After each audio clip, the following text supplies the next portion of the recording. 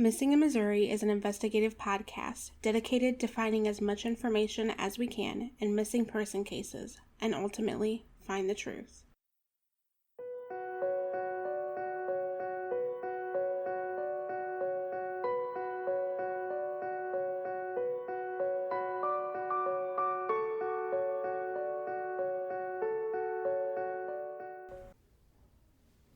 So, welcome to episode 10. 10 episodes in. I definitely didn't think we'd make 10. I did not think we were going to get 10 episodes, to be honest. At the very beginning, if you would have told me 10 episodes, I would have said, really? But we're here, 10 episodes. Congratulations. Congrats as well. Thank you. A little bit of an update. So, this past week, last week, we got a phone call. And I did not take the phone call. You actually took the phone call. So I'm going to let you discuss it a little bit. Yeah. So last week, got a phone call by someone named Sonova Cantrell, who is Southwest Missouri's #1 true crime writer. She has her own blog called Sonova Inc., true crime blog of Sonova Cantrell. And she also has a YouTube page where she uploads videos as well. And she had contacted us because she had listened to the podcast.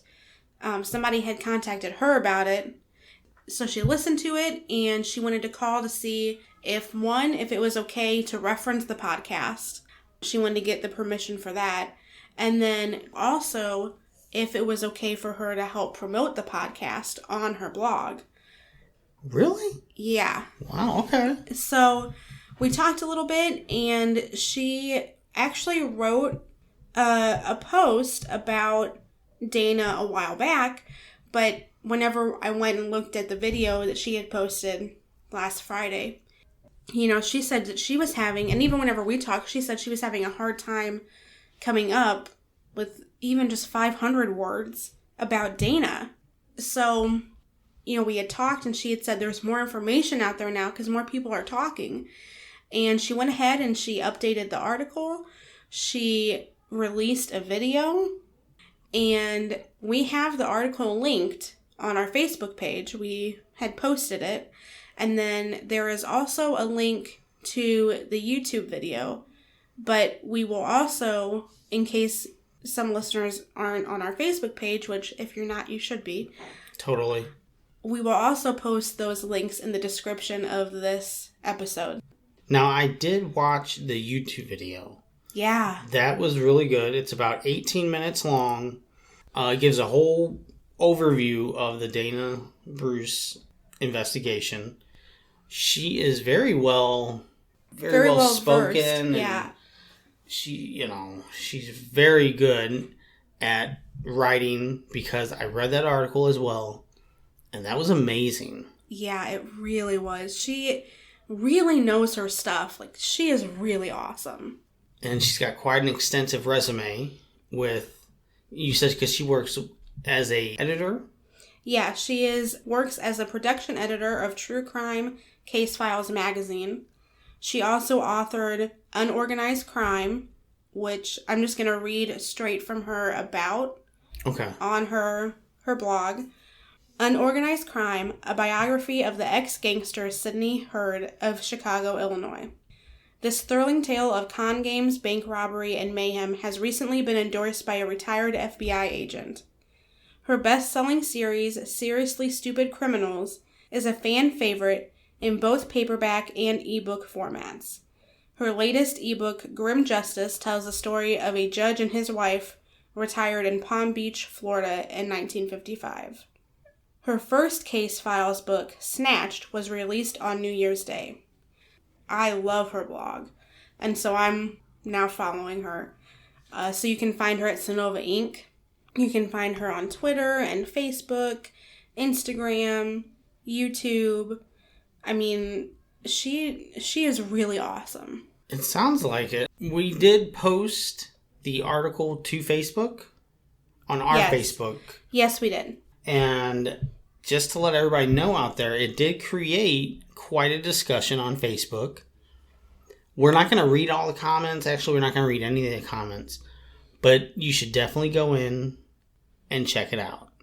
Absolutely. And there are a few other posts that we had made that were specifically geared towards Dana that also created a lot of conversation. It did create a lot of discussion, and that's exactly what we need to, find out new things about Dana's disappearance. And so go in there, check it out, make a comment, ask us questions. We like when we are engaged. If you don't want to, that's fine. Read them. And if you just, have comments you want to make them. Yeah. Also, check us out on Facebook and review the podcast. Definitely. And on iTunes. Review us on iTunes as well. I think she did an amazing job. I did too. I still can't believe we are 10 episodes in now. I know. What was on today's agenda?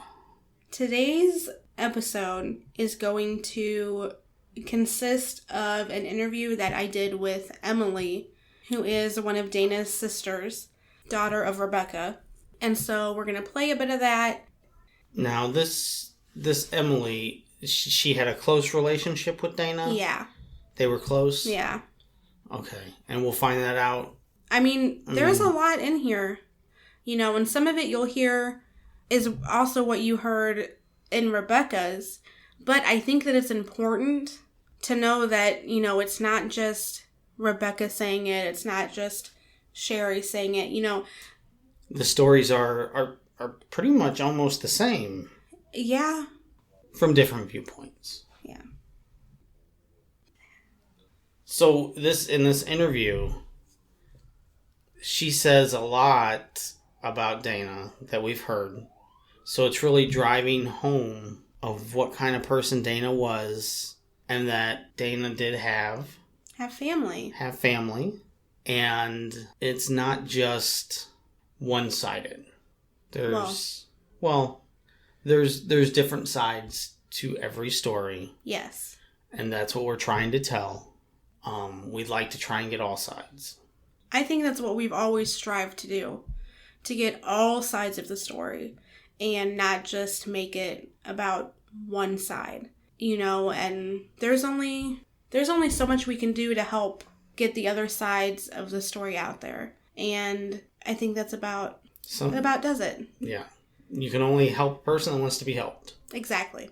So, we'll play it for you, and then we'll talk to you soon.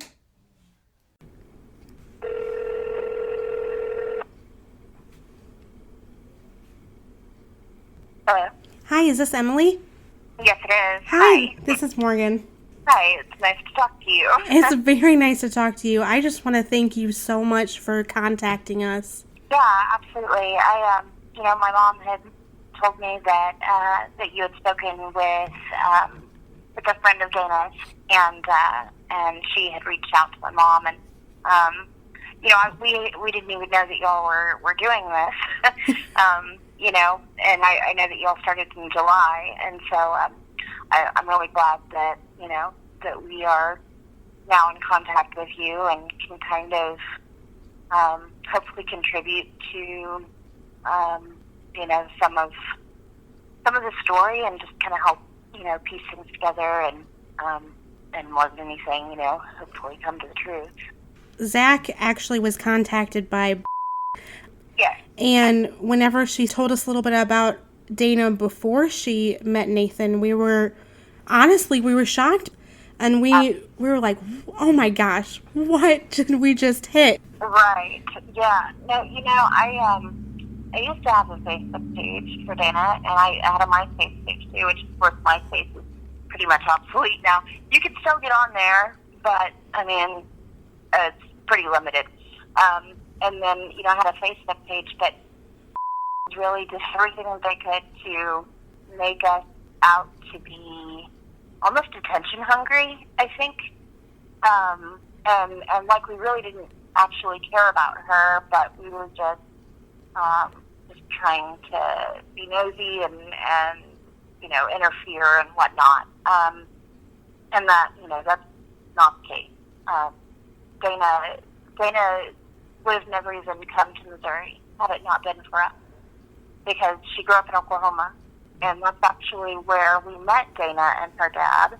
My mom started dating him, back in let's say it was in 95, when, when we first met her. And it was pretty soon after that, she moved in. He actually got her out of foster care, because he was actually in prison. And after he got out of prison, he fought to get her back, and he did. He got custody of her again, and I mean, she moved in with us pretty soon after that. So, really, I mean, she almost came directly from foster care to our house, and she, she lived with us. So yeah, my mom just moved the whole family back to Missouri, so that, and of course she took Dana. Her dad was in. I want to say that he was in a facility in Oklahoma City at the time when we left. I want to say it was a rehab, but it's been so long ago, I can't say for sure. And that's the thing. All of this happened a really long time ago. And so I've been racking my brain trying to refresh my memory over the last, couple days. And, if I'm being completely honest, I've kind of had to put a lot of it out of my mind just to be able to function on a daily basis. And I know that probably doesn't sound very good, but the effect that it had on us, it could have destroyed me if I let it. I was in a very dark place before I left Missouri. I got to where I couldn't sleep at night. I got to where I couldn't sleep at night at all. I only slept during the day because I was scared. That it really did cause some PTSD for me. I, for a long time, we worked on it, day and night. There for a while, I was only getting, a couple hours of sleep, because when I wasn't sleeping, I was working on trying to find answers that was just getting shut down. Every little corner, we would get shut down. And because we were not the biological family, everyone kept telling us, you are not entitled to any information. We don't have to discuss anything with you. I know whenever we were talking a little bit yesterday, you had mentioned that you guys received a lot of threats and things like that. What kind, were they verbal threats? Were they, Facebook, email? So we were having them come in from other people, kind of messages, relayed from outside of town, that we needed to leave it alone. There for a while, he was coming over to our house, and at first he seemed like, he was actually trying to help, and then it just got really weird. And he had made some comments to us that honestly felt more like a threat than it did, a warning. He pretty much told us, we needed to quit while we were ahead, that we were going to get hurt. But it really felt more like a threat than anything. He was, for a fact, at Malone's that night because he was recording, because it was their anniversary or something. And so he was out there with a video recorder, and I would assume that he probably stayed most of the night, considering that he was covering it. I don't know that for sure. But I have my questions about him, especially because he did try to put himself in the situation, and it kind of makes me just wonder if he wasn't just trying to get close to find out what we knew. And, I don't know for sure. I just have a weird feeling about the guy. And that's as far as that goes. I don't even know if the police ever questioned him. I think that it would be smart for the police to question him, but I don't know that anybody has. And, but yeah, so that's that. And then I'm sorry, I just got off the tangent when you would ask me about the threats that we were receiving. Oh, you're fine. My sister also had received messages from people telling her to tell us to back off, and that there were several instances like that. Honestly, my mom has a much better memory of all of this than I do, and she would be better to answer that question, really. I just remember it being a very tense time, and I know that we didn't feel safe. And the more that we dug, the scarier it became. And I don't know, it's hard to explain, but it was just the tension. It was so thick you could cut it with a knife, which we're from, a different part of Sedalia. We weren't from that area. And so we don't get a lot of the information that other people get. We eventually get it through the grapevine, but obviously, with not being a part of that crowd, we're not going to have as much actual information or knowledge as some of the people that do live there and hear what's going on. And there were so many rumors circulating. I mean, it was ridiculous, the amount of rumors that were circulating. And I do believe that the police did follow up on several of them to begin with. And I think that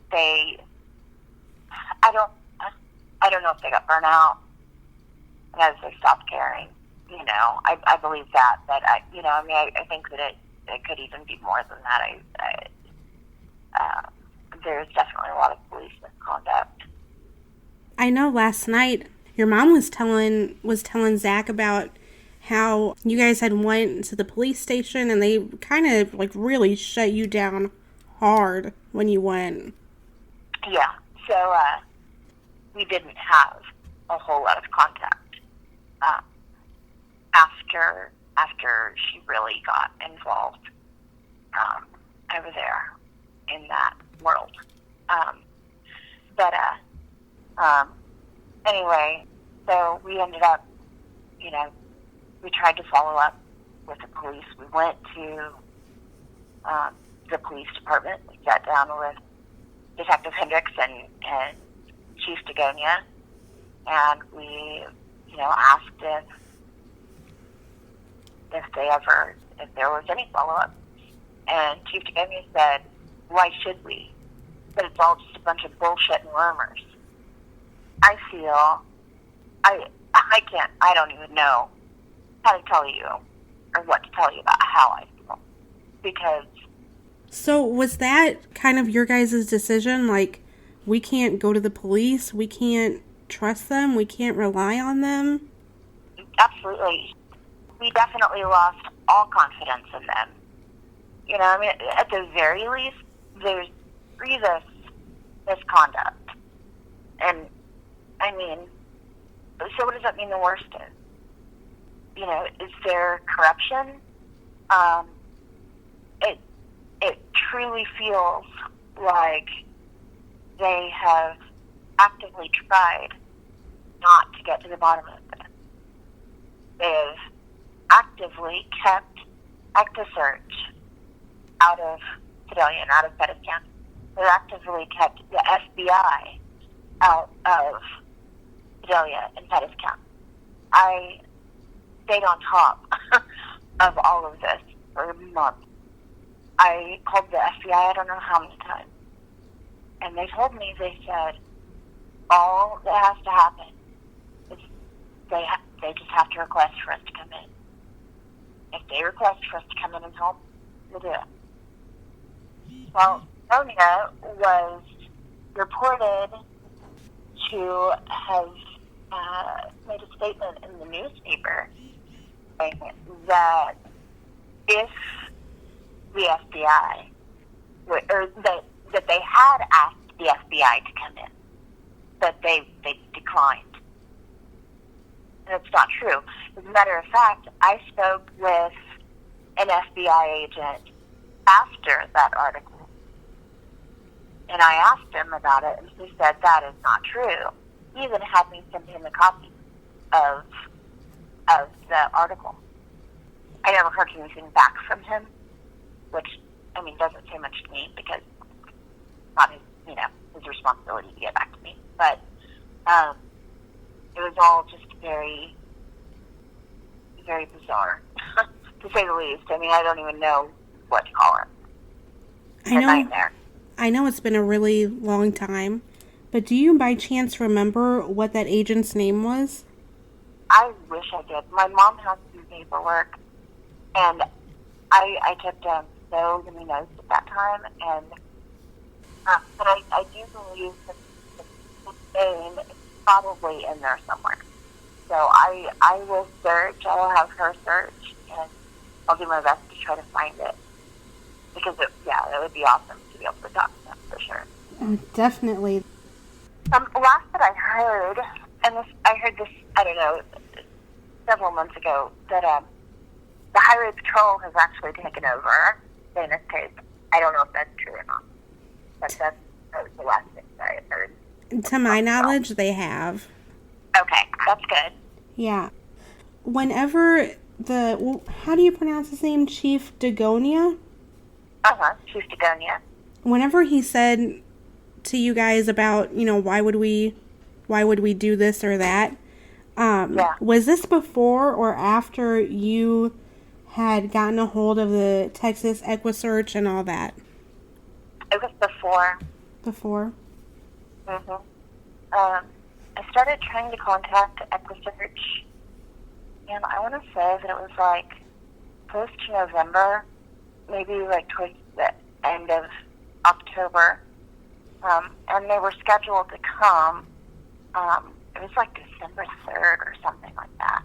There's actually an article, a newspaper article, that was written up for the Democrat, talking about how EquiSearch was going to come in, and how the police were going to see how EquiSearch could be of service. And then, next thing you know, I'm having EquiSearch tell me that they can't come in because the police say no. Wow. So, and their excuse was because it might interfere with our investigation. I can't imagine how frustrating that must have been. Not only were we seeing, honestly what we believe, getting away with murder, but we also saw the police department, they treated us like crap, and they did not take anything that we had to say serious. And they cut us off from being able to know anything. They stopped telling us. We became just outsiders. I mean, we were getting information through third parties because they wouldn't tell us anything. And we didn't trust them at that point anyway, and then every time that we would try to accomplish something, another door would be shut in our face, and it was just months and months of that. And, we have our theories of what may have happened, and I know that there are other theories about other men that could have done it. I know one. There is a that was going around saying that he had murdered her, and I know was the suspect. I don't know. I think that he may have just been a good person to point the finger at.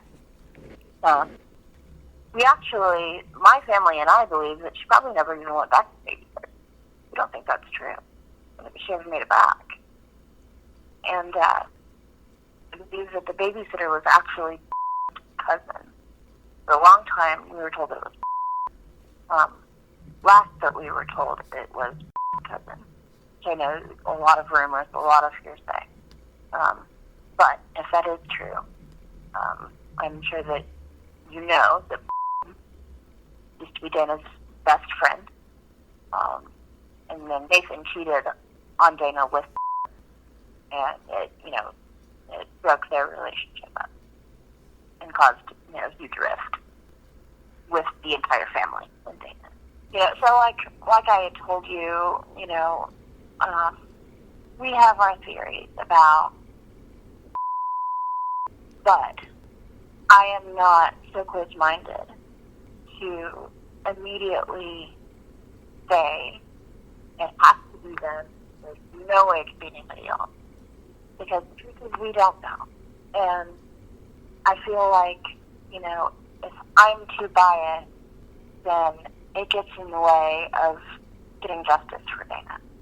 And she deserves the truth to be found out, no matter who it is.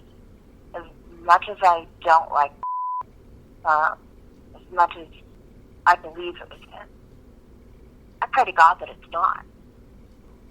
I really hope it's not him. There's so much that points to him, though. The fact that he was incredibly abusive to Dana. So the last time that we saw Dana, it was in September. It was at the end of September, and she had called my mom asking for help. She needed groceries and diapers because had broken into her apartment, broke a window out of her apartment, stole all of her money. So she couldn't feed her kids. She didn't even have diapers. So my mom and I, we went over there, and we took her several things, helped her put it away, and her apartment was pretty clean. The apartment was definitely, the actual building was awful, but you could tell that she tried, to make a appropriate living space for her children, Anyway, she was so upset, and she told us about how Nathan cheated on her with and that they broke up, and she's all on her own now, and he stole her money, and she was being evicted out of her apartment because he broke the window, and he was going to be held responsible, but they were still evicting her, and she didn't have anywhere to go. She didn't have any money, she didn't have any food, and no help from anybody over there. So, of course, we helped her, we did what we could, and then we spoke to her about, trying to help her find a new place to live, trying to find some assistance to help her with that. Neither of us had any money to really be able to help her, and she couldn't bring her home. She definitely would have if she could have, but there's no way that she could have done that. And I remember leaving that day, and my mom and I both, we had said, if we don't get this girl some help, serious help, she's going to die. She was skin and bone, and you could see her bones through her skin, literally. Her complexion was almost gray. Her clothes were falling off of her, and she was so stressed too. I mean, she seemed almost like hopeless. She was in a really low place that day. We went back the next day to try to take her the paperwork that we were able to gather up from a couple different places around town that help. There's a place over by the food pantry that hands out vouchers for diapers and that kind of thing, and they'll pay like first month's rent if you need it, and that kind of thing. So we were trying to help her get qualified for that. She wasn't there. She wasn't at her apartment, so we left the paperwork. I believe my mom might have seen that, but I had broken my arm the day after we went to see her, and so I didn't go back with her. I wish I would have. I wish that I would have went, because maybe I could have seen her again. I remember sitting there talking to her on her front porch. I remember Dana telling me that she just wishes that we could all go back home. Home meaning Oklahoma, that's where we grew up. She just wished that we could just go back to how things used to be. Wow. So I did that several years ago. I came back home. I remember the first night in my apartment that I had rented, thinking, I even remember saying out loud, okay, Dana, I'm here. What's next? What do I do? And I know it might sound crazy, but I just could not be in that town anymore. I could not live in the same place where there was no justice for her. And people just stopped caring. It's a big deal for a month or so. After a while, people move out, and it definitely happened with Dana. Maybe even quicker with Dana because people did know that she came from the wrong side of the tracks. Well, she didn't come from the wrong side of the tracks, not originally, I think, but, I don't know. I don't know why that's so important, but I guess more than anything that's important to me is that people know that she wasn't all alone. And she wasn't in foster care her entire life without ever having anybody to care about her. She spent a lot of time in foster care. She was on foster care before she came to live with us. She was on foster care for a short time, even, after my mom had come back to Sedalia, because she was pretty out of control at that point. From what my mom told me, I wasn't around at that point. But she was ours, and she did have people who loved her and who looked out for her. And I just, this idea that's been kind of tossed around that no one cared about her, it's just not true. So we're going to let that sink in a little bit. I know we normally talk about the interview, but I think this time I want to let it sink in with you guys. I think that's a good idea. Yeah. And we said last week that we would discuss some articles. Yeah. So we have articles here that we want to read to you and discuss them. All right. The first article is from Thursday, October 23rd of 2008. Headline reads, "Search yields no clues." And we'll take pictures and we'll post this. Police officers check areas in around Sedalia. This is from the Sedalia Democrat by Sarah Nail.